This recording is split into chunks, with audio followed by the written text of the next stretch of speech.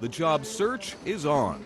And that means brisk traffic at places like this job center in Brooklyn, New York. I was sort of at the end of my rope and frustrated, and I called 311 because I figured someone's got to know something.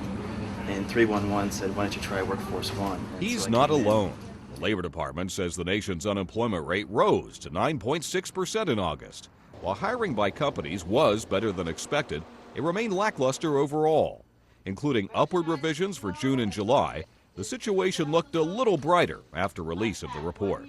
On her last day on the job, the president's top economic advisor said progress is being made. To see private sector job growth of 67,000 is, encouraging. It's not nearly as high as we would like or need, but it certainly is a sign that the recovery is continuing at a steady pace.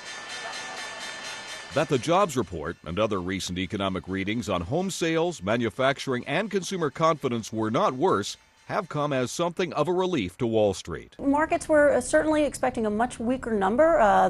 Those talks just last week were about certainly the double dip, where we're going to see a double dip in the U.S. economy.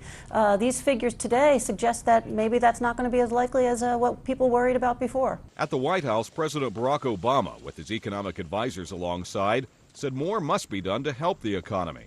He charged Senate Republicans are blocking passage of a measure to help small business. Republicans in the Senate have blocked this bill, a needless delay that has led small business owners across this country to put off hiring, put off expanding, and put off plans that will make our economy stronger. While another large stimulus measure is not in the works, Obama pledged to have more to say next week about specific proposals to help the economy. We're going to have to continue to work with Republicans and Democrats to come up with ideas that can further accelerate that job growth. I'm confident that we can do that. With Congress continuing on summer break after Labor Day, President Obama plans a White House news conference next week, hoping to further pressure lawmakers.